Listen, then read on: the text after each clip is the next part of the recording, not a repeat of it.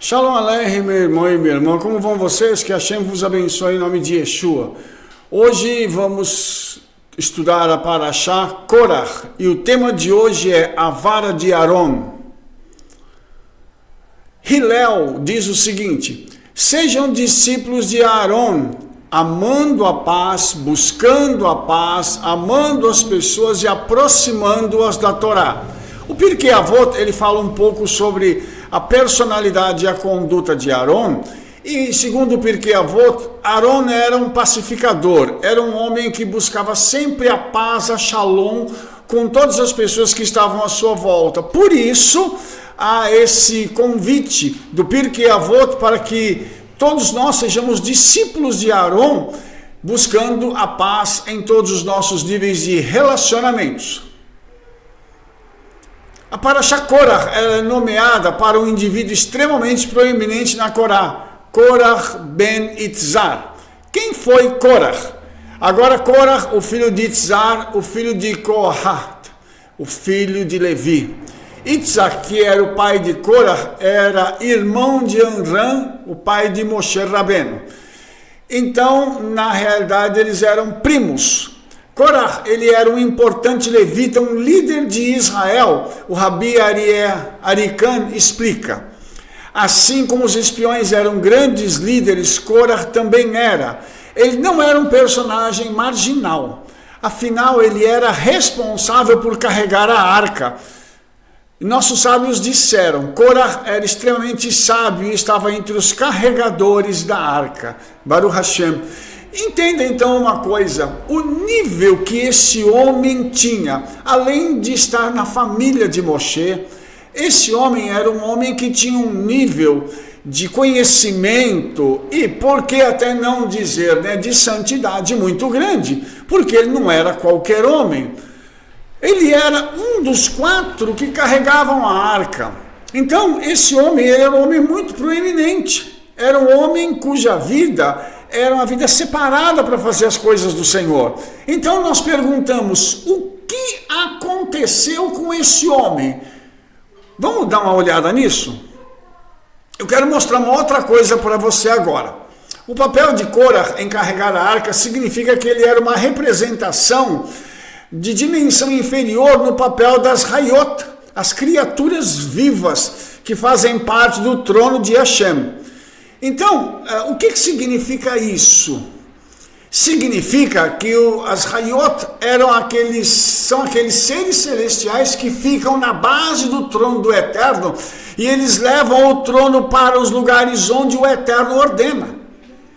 Isso comparando então Korach com esses seres celestiais, o que a tradição rabínica está nos ensinando?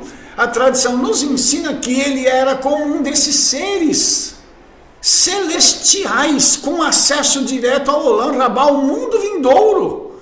Então, veja só, para me completar esse raciocínio, os Hayot são anjos extremamente elevados, descritos no livro de Ezequiel e Apocalipse.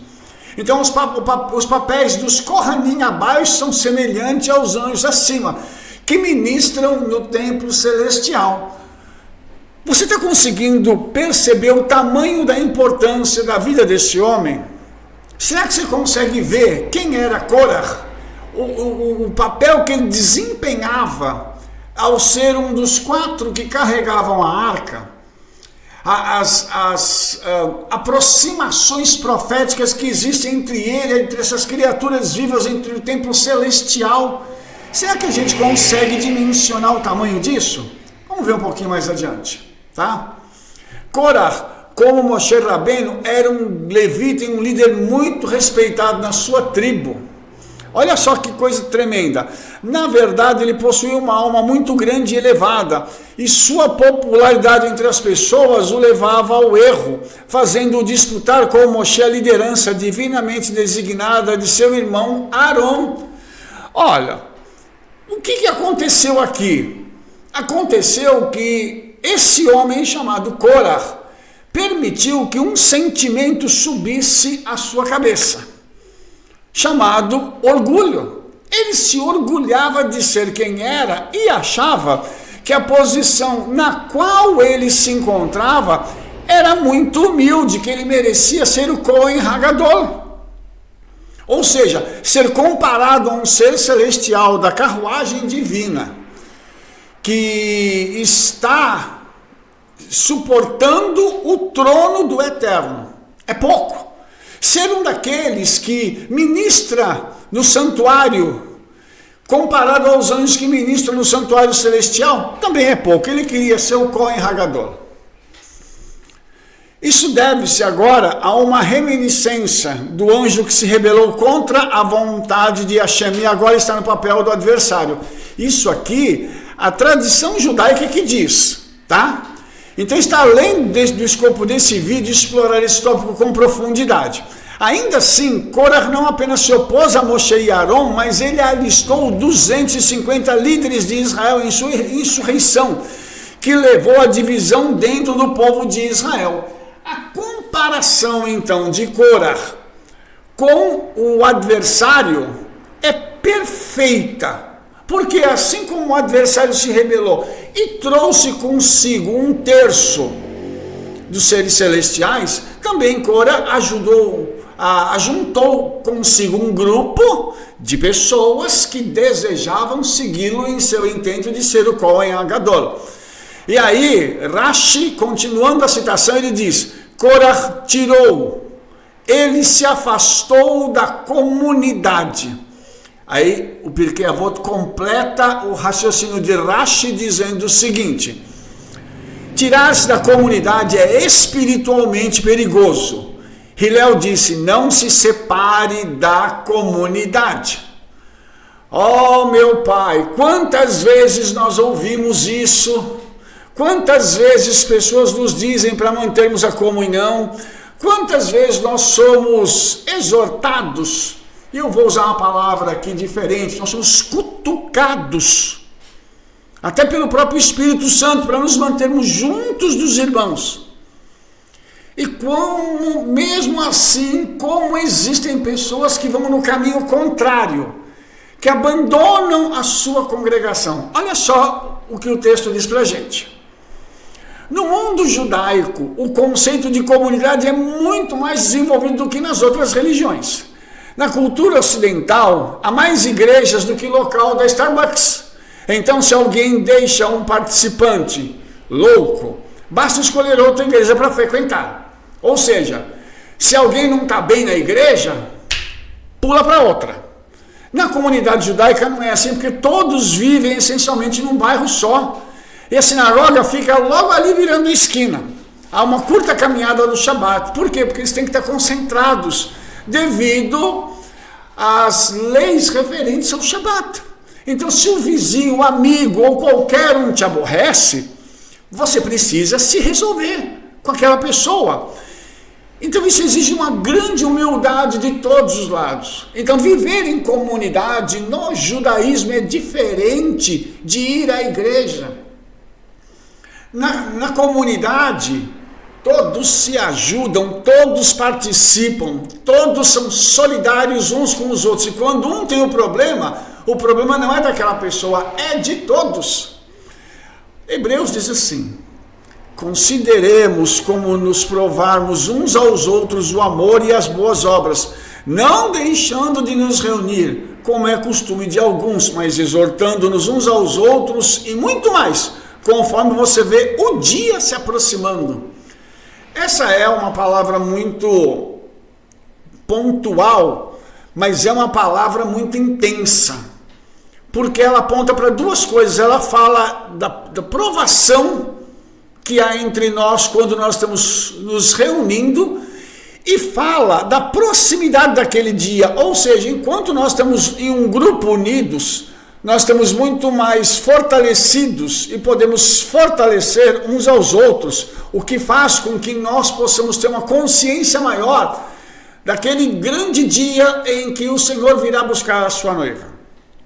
Quando nós nos afastamos, nós perdemos inclusive a visão deste dia e perdemos o aspecto da história que tem se cumprido dia após dia diante dos nossos olhos, apontando para a vinda de Mashiach. Então, ter um mahlohet, uma desavença, né, pode ser difícil. E existem dois tipos de mahlohet. O mahlohet lechem hashamayim, um desacordo por causa dos céus, ou um desacordo por causa do ego de alguém.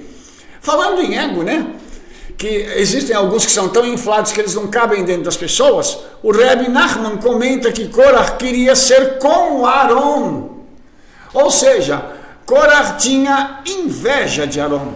Ele aconselha: uma pessoa deve ser ela mesma.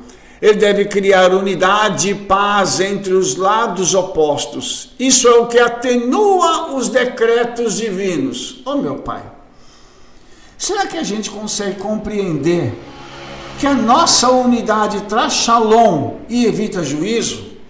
Será que nós conseguimos compreender que enquanto nós estamos juntos, caminhando na mesma direção, com os mesmos propósitos, falando a mesma linguagem, isso faz com que a bênção do Eterno se manifeste não a uma pessoa, mas a todo o grupo? Será que nós entendemos que enquanto nós estamos assim, nós somos muito mais fortes e nós podemos estar nos aproximando ainda mais de outras pessoas para ajudá-las? Porque juntos nós criamos elos de unidade poderosos. Separados, nós não temos como criar esses elos. Até porque não se cria um elo sozinho. Há uma história racídica contada do Rabi Zusha, de Hanipol. A história é contada por Zusha, o grande mestre racídico que estava chorando em seu leito de morte. Seus alunos lhe perguntaram: Rebbe, por que você está tão triste? Depois de todas as mitzvah e boas ações que você fez, você certamente receberá uma grande recompensa no céu. Ele responde: estou com medo, porque quando eu chegar aos céus, eu sei que o Eterno não vai me perguntar: por que você não era mais parecido com Moshe? Ou por que você não se parecia mais com o rei Davi? Mas temo que o Eterno pergunte: Zusha, por que você não era mais parecido com Zusha? E então o que eu direi? Será que você conseguiu compreender essa colocação? O Rabino Zusha precisava ser ele mesmo. Ele não precisava se espelhar ou colocar uma máscara para ser uma outra pessoa. Eu quero ser igual ao fulano, ciclano, beltrano. Cada um de nós carrega uma história que é particular. Nós temos uma caminhada que é única diante de Yeshua. E essa caminhada não pode ser confundida com a história de ninguém, nem com a caminhada de ninguém. Por isso nós temos que nos apresentar diante do Eterno como nós mesmos. Ele não vai chegar e dizer assim: fulano, você que procurou imitar o ciclano, como é que foi a sua caminhada? Ele vai chamar a mim e a você: fulano, você que eu chamei pelo teu nome, te dei uma unção, te coloquei em lugares, te levei, te dei capacitações. O que você fez com tudo isso? Será que nós conseguimos compreender que Korach não podia cobiçar nada de Aaron, porque Korach tinha um chamado completamente diferente do de Aaron? Não adianta Korach querer ser sumo sacerdote, porque os céus, o Todo-Poderoso, escolheu Aaron para isso, e Korach foi contemplado com a bênção de ser um daqueles que carregava a arca. Vamos voltar ao conceito de divisão. Para entender o conceito de Torá, temos que ir para a primeira menção dele, pois fornece um modelo, né? Um projeto ou uma lente através da qual a gente consegue ver esse tópico. A divisão foi mencionada pela primeira vez no livro de Gênesis, no Yom Sheni, no segundo dia, onde as águas superiores foram separadas das águas inferiores. O próprio número 2, ele cria uma divisão, uma desunião, uma multiplicidade. Curiosamente, depois que o Eterno cria o universo em 6 dias, depois de cada dia ele o chama de bom, exceto no segundo dia. Então o Midrash comenta o seguinte: por que a Torá não diz, e viu Elohim que era bom no segundo dia da criação? Porque naquele dia a divisão foi criada. Como está escrito: haja um firmamento dentro da água e ele se dividirá entre água e água. Olha que interessante o Eterno criou isso e depois o homem assumiu essa questão da divisão de uma forma completamente errônea. O homem não tem que dividir pessoas, nós precisamos unir pessoas e dividir circunstâncias, dividir fatos, dividir coisas, mas não pessoas. O que Korah estava fazendo era uma divisão, causando uma ruptura entre os líderes da nação de Israel. E ele, como um líder muito conhecido, proeminente, muito querido ali naquele acampamento, ele encabeça um movimento de rebelião contra Moshe e contra Arão, querendo tomar o lugar deles. Olha que coisa terrível essa. Hoje, a desunião, a desordem, a divisão e as contentas atormentam o mundo. Misericórdia, como isso acontece? E nunca houve tanta divisão como há no mundo hoje. Por exemplo, republicanos e democratas, conservadores e liberais, crentes e ateus, negros e brancos, homens e mulheres.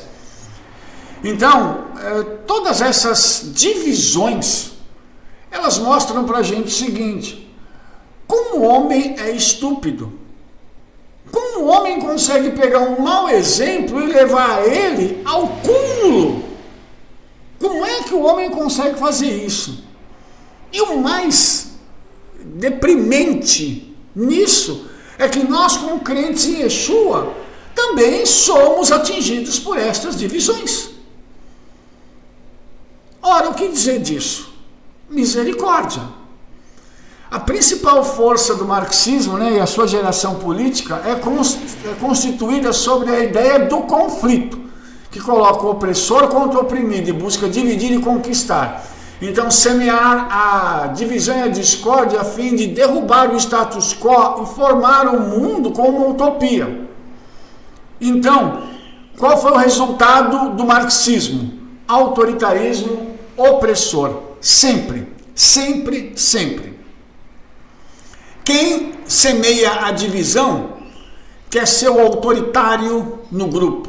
É a pessoa que quer comandar aquele grupo com a sua doutrina, com o seu ensino, com a sua mentalidade. Se não segui-lo, a pessoa está fora. Olha só que coisa interessante. Qualquer um que se envolve em divisões transgride uma proibição divina, como está escrito: que ele não seja como Korah e sua companhia. Misericórdia. Quantas pessoas hoje têm transgredido essa proibição divina? Quantos irmãos, quantas pessoas nós temos visto fazendo isso? A cada dia mais, criam-se pequenos grupos dentro de pequenos grupos e depois outros que se dividem e ficam menores ainda. Isso por quê? Porque alguém que não está contente com o desempenho do grupo resolve dividi-lo. A divisão dentro de Israel é um pecado grave, mas conflitos dentro das comunidades de judeus e crentes são muito comuns. Ou seja, isso existe no mundo inteiro, até mesmo em Israel. Tornou-se uma norma, tem que ter uma divisão, porque se não tiver uma divisão não está bom. Misericórdia dizer isso, né, irmãos? Mas infelizmente é assim que funciona. Parece que existem pessoas que são especialistas em uma coisa, em dividir. Nós tivemos, durante a nossa caminhada, exemplo de pessoas que vieram para a nossa vida e só vieram com um objetivo: causar divisão. Quantas divisões nós vimos que nos causaram dor, que nos causaram prejuízo, e que infelizmente levaram algumas pessoas a se perderem e a morrerem perdidas por conta da divisão que foi causada. Misericórdia. Aí nós temos uma oração de Yeshua que revela esse desejo de unidade de Yeshua e do Eterno para com o seu povo. Ele diz assim: não oro apenas por eles, mas também por aqueles que por meio da sua mensagem acreditam em mim, que somos eu e você, para que todos sejam um, como tu, ó Pai, estás em mim e eu em ti, para que também eles sejam um em nós, para que o mundo creia que tu me enviaste. E a glória que tu me deste, eu dei a eles, para que sejam um, mesmo como nós somos um. eu neles e tu em mim, para que sejam aperfeiçoados em unidade, e que o mundo saiba que tu me enviaste e os amou, como me amaste. Há um apelo de Yeshua pela unidade. Yeshua vem fazendo essa oração e intercambiando aquilo que ele e o Pai são, para que nós sejamos conosco e com Yeshua. Mas aí vem a pergunta: será que nós estamos fazendo com que essa oração de Yeshua se cumpra na nossa vida de forma plena? Será que nós estamos sendo os pacificadores, ou aqueles que mantêm a unidade, aqueles que buscam estar junto, aqueles que buscam o progresso da obra do Eterno? Será que somos nós essas pessoas? Ou será que nós somos aqueles neutros? Porque tem gente que não ajuda também, né? Ele não atrapalha, mas ele também não quer saber de ajudar. Ele fica como se fosse uma pedra morta dentro de uma congregação, dentro de uma igreja. Ele olha, não quer saber de se envolver, não quer saber de nada e simplesmente vê as coisas acontecerem. Qual é o papel que cada um de nós desempenha hoje? Os salmos exaltam aqueles que promovem a unidade, como a famosa canção Inematov, que ainda hoje é cantada. Vede como é bom e agradável que os irmãos vivam em união, é como um óleo precioso na cabeça que escorria pela barba, até mesmo a barba de Arão que descia pelas pontas de suas vestes. A gente vai perceber aqui que essa unidade que é gerada, ela equivale a um óleo. Esse óleo que é colocado sobre a cabeça era um óleo de unção, era um óleo de consagração, porque reis, profetas e sacerdotes eram consagrados, eram separados para o ministério com o derramar de óleo.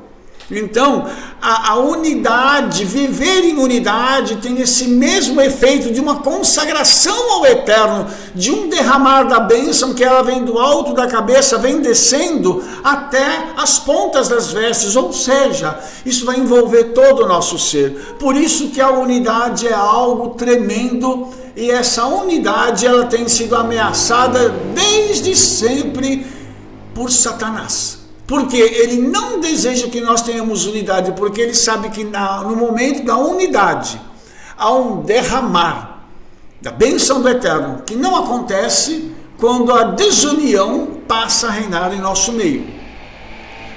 Observe que a unidade está especificamente conectada a Arão, o sumo sacerdote. Os rabinos dizem que Arão foi fundamental para trazer a Shalom Beit, a paz dentro de casa, para casamentos e relacionamentos fragmentados. Então você imagina que Arão, além de ser sumo sacerdote, era aquele homem que tinha um relacionamento com todas as famílias, era um conselheiro, era um homem que vinha, colocava panos quentes, ajudava a resolver as problemáticas, os conflitos familiares. E Arão, então, passou a ter essa conotação de um homem da paz, um homem que colocava ordem, inclusive dentro dos lares do povo de Israel. Então o Salmo 106 identifica Arão como o santo do Eterno. E aqueles que se juntaram a Corah estavam com ciúmes dele, lógico, porque tudo que Arão estava fazendo era contrário às intenções de Corah e dos seus. Salmo 106 diz assim: eles estavam com ciúmes de Moshe no acampamento e de Arão, no santo de Hashem. A terra se abriu e engoliu Datã e cobriu a companhia de Abirão. E um fogo foi aceso em sua companhia. A chama queimou os perversos. Então, Coré, Datã e Abirão, eles acabaram morrendo por causa do seu próprio pecado. O ciúme, a ganância, eles queriam algo que não lhes pertencia, eles buscavam algo que não era deles, e por isso eles pereceram. E uma coisa impressionante, irmãos, é que hoje, ainda hoje, qualquer um que busca tirar o ministério de alguém, matar o ministério de alguém, é atingido pelos céus de forma fragorosa. É como se fosse um navio atingido por um míssil em meio ao oceano. Sua vida vai naufragar. E quem é atingido, não se preocupe, porque aquela pessoa que ela é alvo de divisão, ela é alvo da discórdia, por ciúmes, porque alguém deseja o seu ministério, alguém deseja a unção que está sobre a sua vida, alguém deseja aquilo que você tem. Não se preocupe com isso, porque o próprio Hashem, o santo bendito seja ele, através de Yeshua, vai te honrar e não vai permitir que essas pessoas saiam ilesas por fazer isso contigo. O Talmud, então, ele lista Korah, Datan, Abiram, junto com outros Rechaim, que são os perversos do Tanakh. Ele coloca Caim, Coré, Balaão, Doeg, Aitofel, Geazi, Absalão, Adonias, Uzias e Ramã, que puseram os olhos naquilo que não lhes era adequado. O que eles buscavam não foi concedido e a eles, e o que eles possuíam foi tirado deles. Meu pai, olha só, isso aqui a tradição rabínica está falando sobre isso.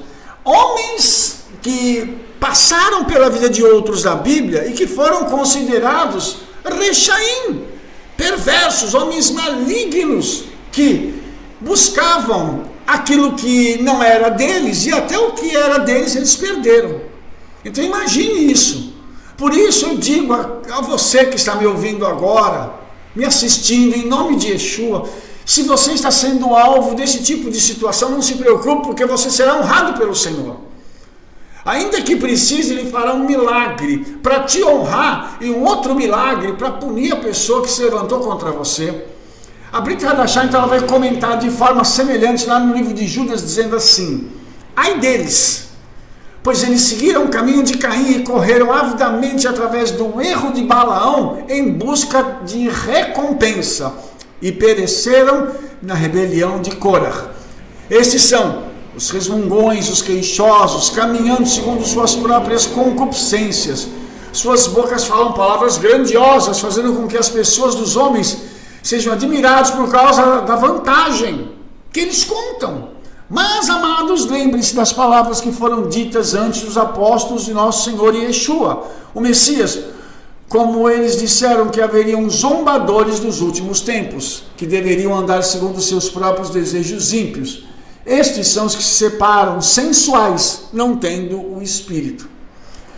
Você vai perceber que na descrição de Judas aqui, isso vai bem além daquilo que a gente estava falando, porque aqui há um dissecar, há um detalhar da personalidade dessas pessoas. São resmungões, se queixam de tudo, fazem o que querem, caminham segundo suas próprias concupiscências, e são bons para falar, tem uma dialética ótima, para contar vantagem, para dizer que eles são santos, são isso, são aquilo outro. Mas eles fazem tudo isso para denegrir a obra do Senhor e os servos do Senhor. Ai deles, o versículo, essa passagem começa assim: ai deles. Então, nós não temos que nos preocupar, nós temos que olhar para essa situação e dizer assim: eu quero ficar longe desse tipo de coisa, eu quero me santificar, eu quero ser como Arão, e evitar que o espírito de Korah entre em mim e me faça querer aquilo que não é meu, faça reunir pessoas para tirar alguém da posição que lhe foi dada pelo Todo-Poderoso. Que isso nunca aconteça conosco, em nome de Yeshua. No entanto, Korah e seu grupo foram engolidos ao Guerrinom vivos devido à sua rebelião. De acordo com o Pirkei Avot, a boca da terra que engoliu Korah foi uma das 10 coisas que Hashem criou na véspera do primeiro Shabat. Olha só que coisa interessante isso aqui. Aqui a tradição rabínica está dizendo que esse pessoal, eles foram vivos para o inferno. Tá? Então olha só, 10 coisas foram criadas na véspera do sábado ao crepúsculo, e estas são: a boca da terra, a boca do poço, a boca do burro, o arco-íris, o maná, o cajado de Moshe, o shamir, as letras, a escrita e as tábuas. Então, a gente vai perceber uma coisa muito interessante. A terra abre sua boca para engolir Coré, Datã e Avirão e aqueles que estavam consigo. Mas nessa lista aqui, daquilo que foi criado naquele dia, né, na véspera do primeiro Shabat, está o cajado de Moshe. No nível literal, é separado do bastão de Aaron, mas no nível mais profundo, no Midrash, os dois são um. Vamos ver um pouquinho, que vara que é essa? Inacreditavelmente, depois que a terra literalmente engoliu Korah e a sua companhia, né, a comunidade de Israel acusou Moshe e Aaron de matar o povo de Hashem. Está escrito assim: no dia seguinte, toda a comunidade israelita protestou contra Moshe e Aaron, dizendo: vocês dois trouxeram a morte ao povo de Hashem. Agora, irmãos, a gente vai perceber uma outra coisa impressionante: como eles conseguem trazer uma falsa acusação contra Moshe e Aaron de algo que não aconteceu. Moshe e Aaron foram ameaçados por Korah e por aqueles que estavam junto com ele, ok? Toda aquela turma vieram para poder confrontar Moshe, para dizer que Moshe e Aaron não eram chamados do Eterno e que deveria ser feita uma prova. Moshe fez deu uma sugestão a eles que fossem feitos os incensários para que eles pudessem colocar fogo e trazer fogo diante do Eterno com incenso. Só que nós sabemos muito bem que a única pessoa capaz de andar com incensário é o sacerdote. E aqueles 250 homens não eram sacerdotes.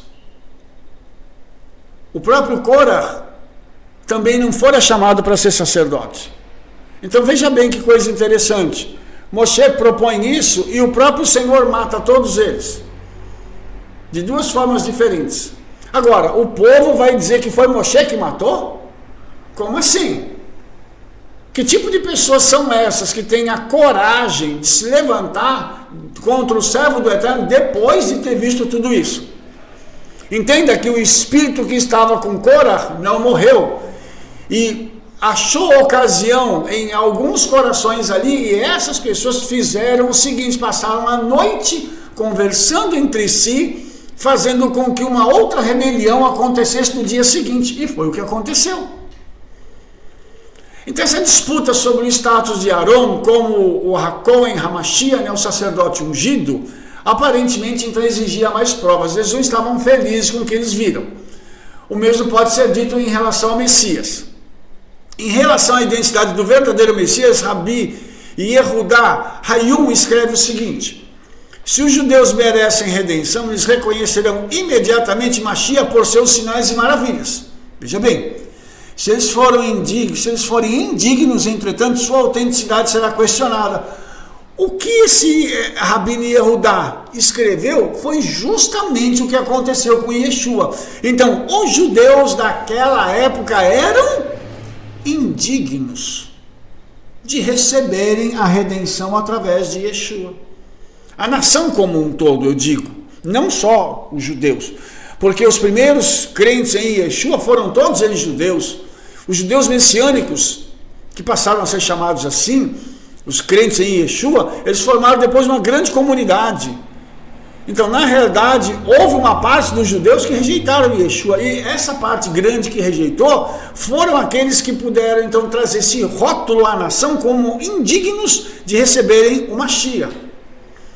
Para pôr fim à disputa sobre a legitimidade de Aaron, então o Eterno vai ordenar a Moshe dizendo o seguinte: fala aos filhos de Israel e toma de cada um deles uma vara segundo a casa de seus pais, de todos os seus príncipes, segundo a casa de seus pais, 12 varas. Escreve o nome de cada um na sua vara. Escreverás o nome de Aaron na vara de Levi, porque uma vara será para a cabeça da casa de seus pais. Vamos perceber uma coisa agora, irmãos. Um problema vai ser resolvido com uma ação celestial. O que eles dizem?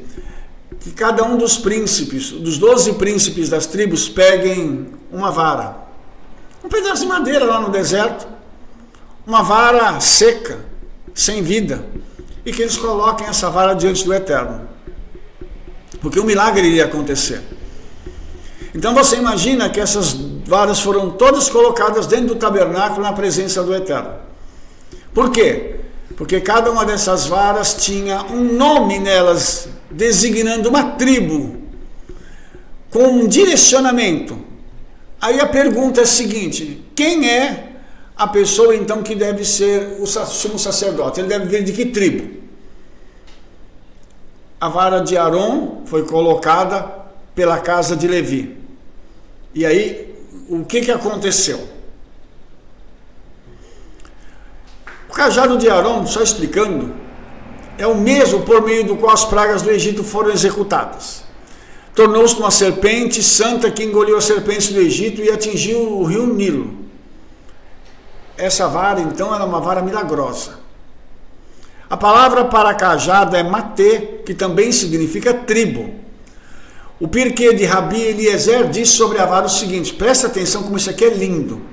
Este cajado foi criado no crepúsculo do 6º dia da criação e foi dado a Adão no jardim do Éden. Adão o deu a Enoque, Enoque deu a Noé, Noé a Abraão, Abraão a Isaac, Isaac a Jacó. Jacó trouxe com ele para o Egito e deu a José. Quando José morreu, sua casa foi saqueada e o cajado acabou no palácio de Faraó. Jetro, que era um dos adivinhos do Faraó, viu o bastão com suas marcas misteriosas e o cobiçou. Ele o pegou e plantou no jardim de sua casa, e nenhum homem foi capaz de chegar perto dele.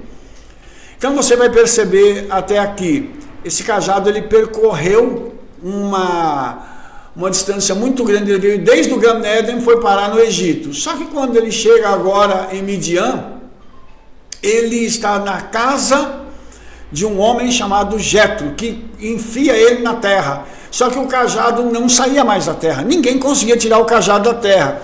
E eu quero mostrar uma coisa para você, de onde surgiu uma grande lenda, famosíssima, que foi parar lá na Europa, no Reino Unido. Vamos continuar.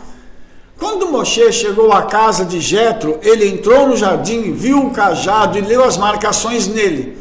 Ele estendeu a mão e arrancou-o do chão. Ninguém conseguia tirar, Moshe vai lá e consegue tirar. Quando Jetro viu isso, ele proclamou: este homem redimirá o povo de Israel do Egito, e deu-lhe sua filha Zípora como esposa. Você conseguiu lembrar já que lenda é essa? Vamos lá? A tradição rabínica, ou a tradição judaica, atribui qualidades de Excalibur ao bastão, entre outros aspectos milagrosos. Se lembra daquela espada que estava numa pedra e ninguém conseguia tirar, e de repente chega um rapaz lá, que vai se tornar depois rei, e ele consegue arrancar aquela espada da pedra? Pois é, essa lenda veio da Torá, do Midrash. Entendeu? Olha que coisa linda.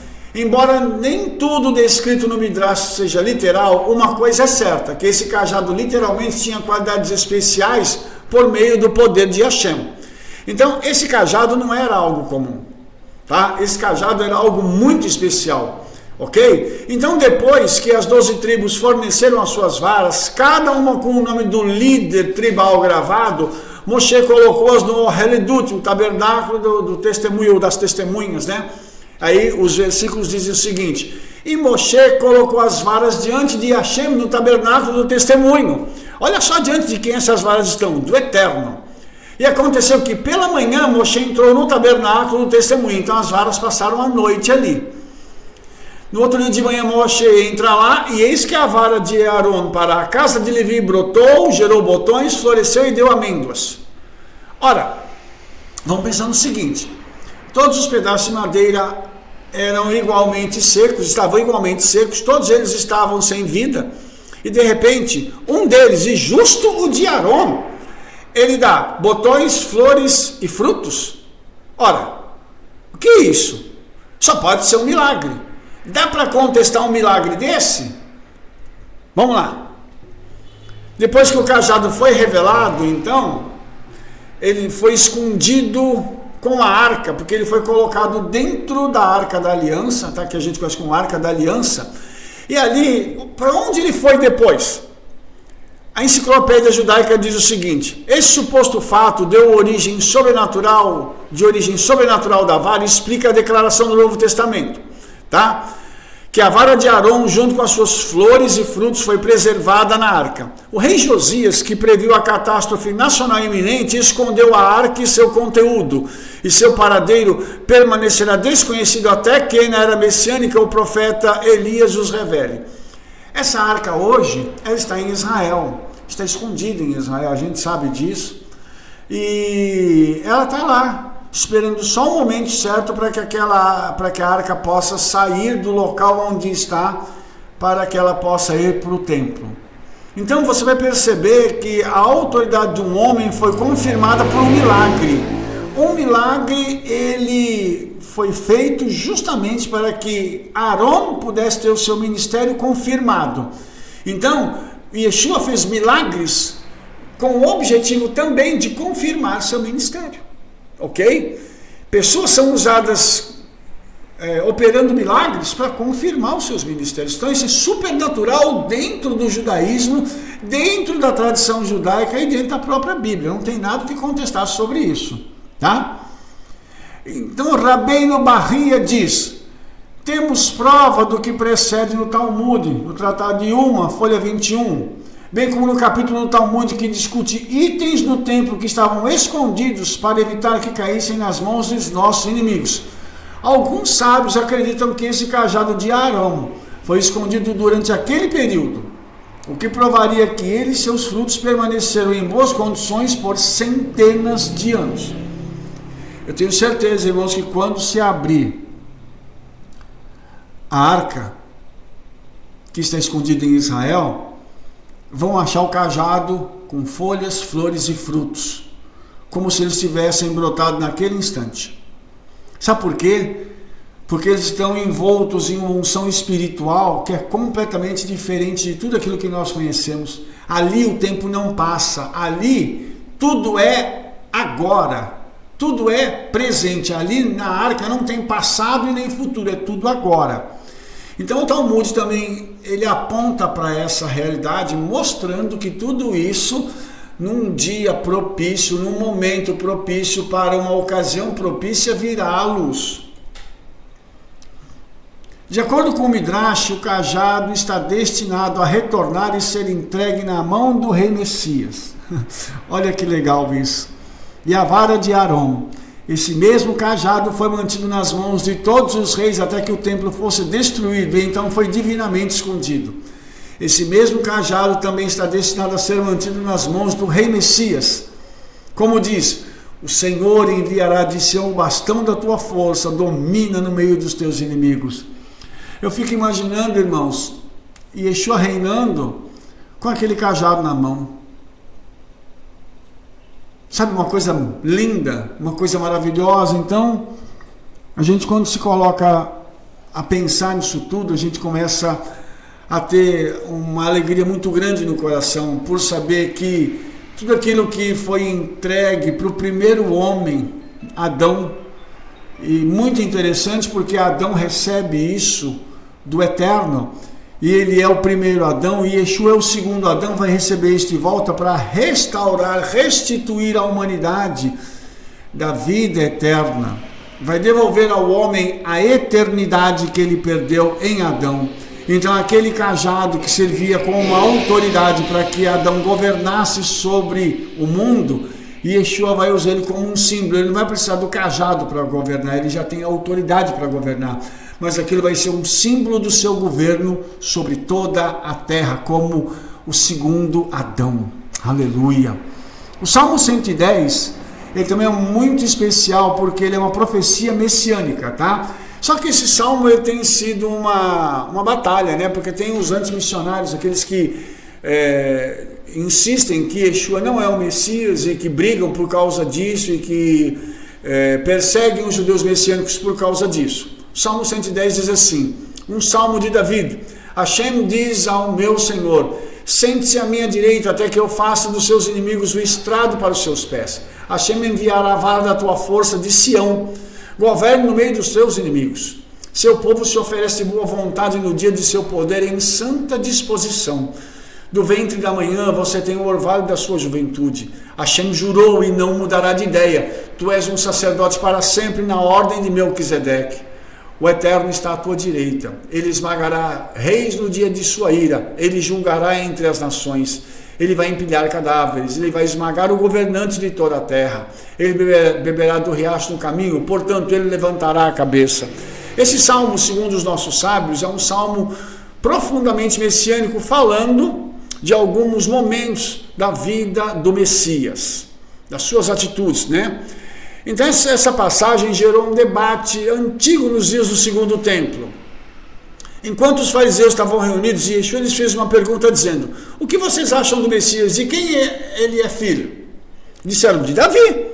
Disse-lhes: como então Davi em espírito chama de Senhor, dizendo: o Senhor disse ao meu Senhor: senta-te à minha direita até que eu faça dos teus inimigos um escabelo para os teus pés? Se Davi o chama de Senhor, como ele é seu filho? Ninguém foi capaz de responder-lhe uma palavra, nem mesmo um homem ousou fazer mais perguntas daquele dia em diante.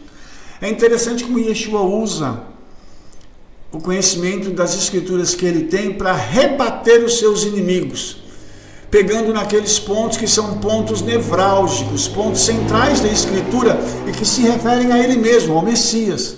É muito interessante isso, porque Yeshua não só nas palavras, mas nas suas atitudes, ele demonstrou que ele estaria cumprindo tudo aquilo que as Escrituras diziam e dizem ainda acerca do Messias, do enviado do Eterno. E isso não é só no nível literal. Eu estou falando também do quarto nível de interpretação judaica, que é o sod, o segredo, até no nível mais elevado do conhecimento do judaísmo. Yeshua preenche todas as características que o Mashiach teria para se apresentar como redentor final da nação de Israel e da humanidade. Aí hoje não é diferente, né? Então tem um rabino que é um antimissionário, que chama-se Tovia Singer, que ele faz o seguinte comentário: nenhum judeu que tivesse mesmo um conhecimento superficial das escrituras judaicas teria achado o argumento de Yeshua convincente, muito menos um impedimento de conversa. A profundidade do conhecimento que os fariseus possuíam de Tanakh era impressionante. Esse rabino, Tovia Singer, ele nunca deve ter lido a Brit Hadashah, porque se ele tivesse lido a Brit Hadashah, ele iria saber que todos os comentários que Yeshua fez foram dentro da Torá e dentro da tradição judaica. E que ele silenciou os fariseus, não foi uma vez, não, foram várias. Então, na realidade, os fariseus, eles eram os camaradas que tinham um grande conhecimento das Escrituras, isso era óbvio. Agora, dizer que o conhecimento deles era impressionante, aí já é demais, né? Porque o próprio Yeshua fez com que várias vezes eles ficassem sem respostas às suas colocações, às provocações que eles faziam contra Yeshua, né?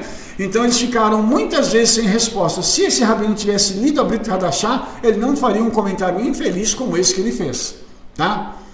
Então, isso é verdade?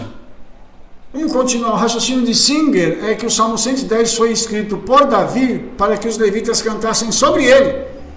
Olha só aqui o absurdo do comentário desse moço. Portanto, Davi não está chamando o Messias de seu senhor, Adoni, mas os levitas estão chamando Davi de meu senhor. Essa interpretação levanta questões interessantes. Alguns interpretam essa passagem como uma referência a Abraão. Hanabeli vai e disse: Shem, filho mais velho de Noah, disse a Eliezer, servo de Abraão: quando os reis do leste e do oeste atacaram você, o que você fez? Ele respondeu: o santo bendito seja ele, pegou Abraão e colocou à sua direita, e eles jogaram pó que se transformou em espadas e joio que se transformou em flechas, como está escrito, o Salmo de Davi. O Senhor disse a meu mestre: sente-se à minha direita até que eu faça dos seus inimigos seu escabelo. Quando a gente lê isso aqui, irmãos, a gente começa a pensar o seguinte: o que leva uma pessoa que conhece a Torá, que conhece a tradição judaica, conhece tudo, a fazer esse tipo de interpretação só para tirar o mérito e o crédito de Yeshua? Como que ele força uma interpretação dessa, dizendo que Davi fez um salmo para cantar dele mesmo? Davi sempre fez salmos, ele sempre fez as coisas para o Senhor. E é muito interessante a gente ver que até esse comentário que é feito sobre Abraão nunca é convidado para sentar à direita do Eterno, mas o Messias sim. Então você entende que são comentários maldosos que são feitos, às vezes, pela tradição judaica, por alguns rabinos. A grande maioria deles não faz isso, irmãos. Quero deixar isso claro. Mas existe um pequeno grupo entre eles que fazem esses tipos de comentários para poder denegrir a imagem de Yeshua e para tirar o caráter messiânico da vida e do ministério de Yeshua. Tá? O Midrash Rabbah diz assim: Rabi Ismael e Rabi Akiva dizem: Abraão era um sumo sacerdote, como está escrito, o Senhor jurou e não se arrependerá, você é um sacerdote para sempre, segundo a ordem de Melquisedeque. Aqui, eles estão colocando Abraão como sendo o sumo sacerdote, só que a Bíblia não diz isso, em momento algum. Pelo contrário, foi Abraão que levou ofertas a Melquisedeque, ao rei de justiça. Entendeu? Então, existem alguns comentários que eles estão fora, completamente fora de todo esse raciocínio lógico das Escrituras, com um objetivo: fazer com que Yeshua não seja aceito como o Mashiach. Uma coisa que sabemos com certeza é que quem quer que seja o orador no Salmo, que nós falamos do Salmo de Davi, Salmo 110, o segundo Senhor é maior do que o orador.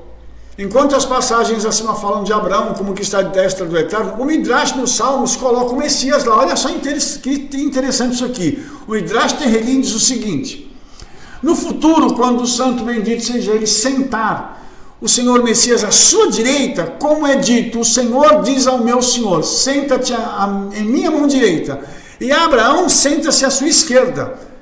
Então Abraão aqui ele é colocado, segundo o Midrash Terrelim, do lado esquerdo do Eterno, não do direito é o Messias. O rosto de Abraão ficará pálido e dirá ao Senhor: o filho do meu filho está sentado à direita e eu à esquerda? Com isso, santo bendito seja ele, confortará Abraão, dizendo: o filho de teu filho está à minha direita, mas eu, por assim dizer, estou à tua direita.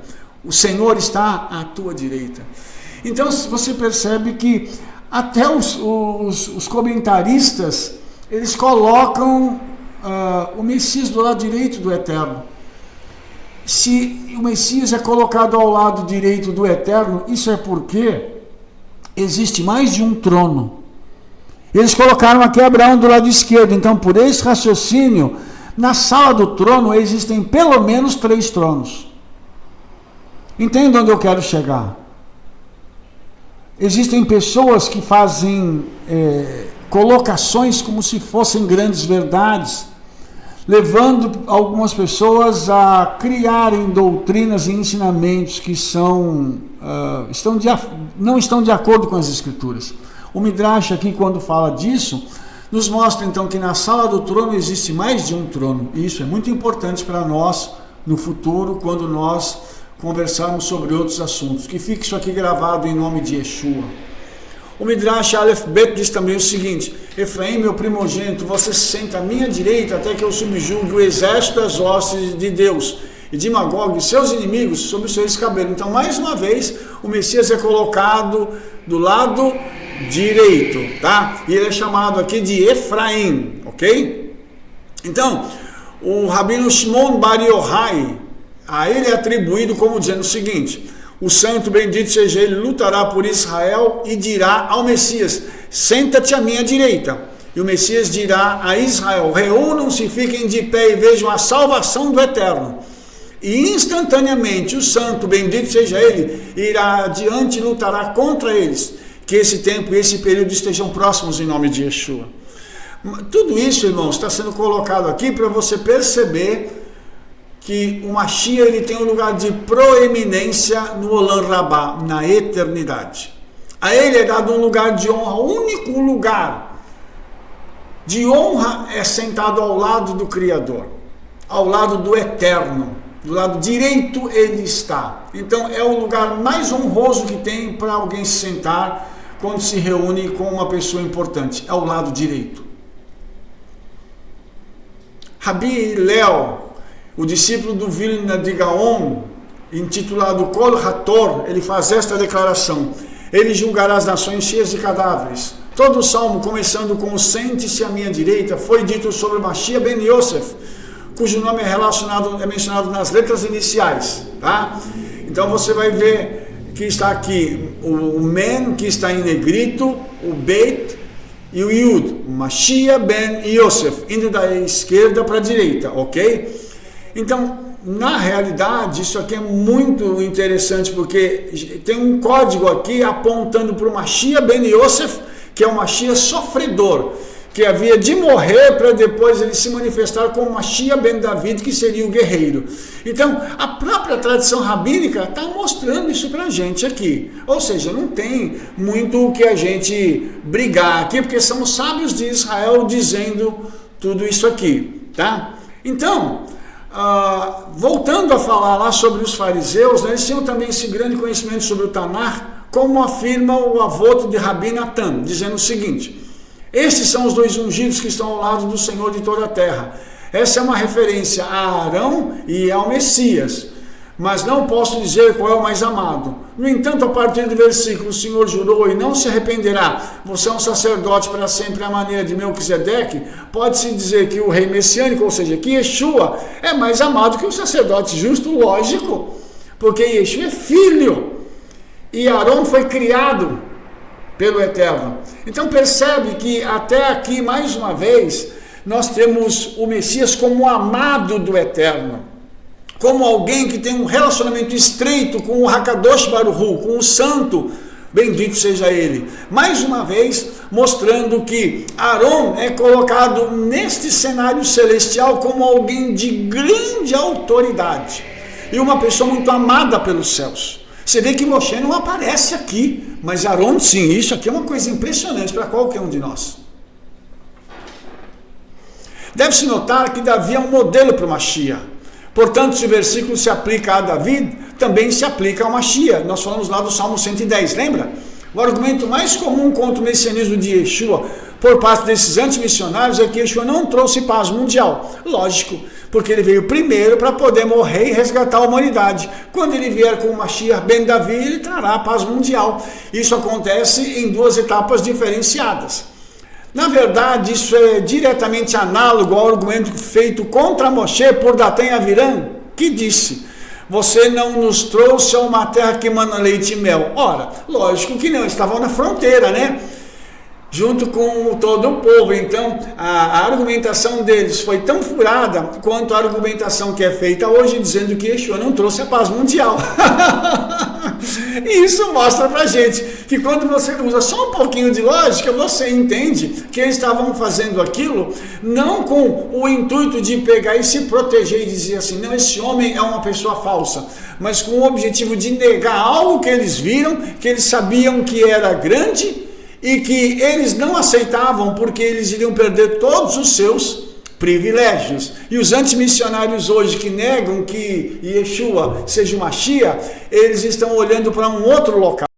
Eles estão buscando alguém que vai vir. Mas o interessante, sabe o que é? Nenhum deles fala que Mashiach ben Yosef virá. Eles falam sempre que Mashiach ben David virá. Se Mashiach ben David virá, isso significa que o ben Yosef já veio. Então a pergunta que fica no ar é o seguinte: quem é Mashiach ben Yosef? Isso é uma pergunta que eu dirijo aos rabinos e aos sábios de Israel para que respondam para nós. Então, para mim terminar, né, Yeshua cumpre as profecias relacionadas a Mashiach ben Yosef e, de fato, completará as de Mashiach ben David, na segunda etapa da sua vinda. Até então, ele ascendeu ao céu como Hakohen HaMashiach, o sacerdote Messias, ou sacerdote ungido, no Beit HaMikdash, Shel Ma'alah, segundo a ordem de Melquisedeque. O místico rabino Avraham Abulafaia diz do Mashiach o seguinte: o homem mais nobre em sua espécie é Israel. O mais nobre de Israel é Levi, e o mais nobre de Levi é o sacerdote. E o mais nobre do sacerdote é o Messias, que é o sumo sacerdote, que é o maior entre seus irmãos, que conhece o nome e abençoa o povo de Israel, a força do nome explícito no templo.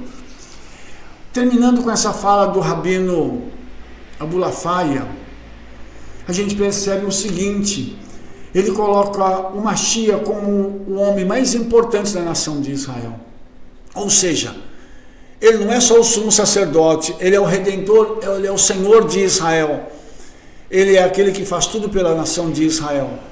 Ele é aquele que iniciou a nação e é aquele que vai conduzir a nação nos dias da eternidade. Então, o Mashiach, ele é realmente a pessoa mais esperada da história da humanidade.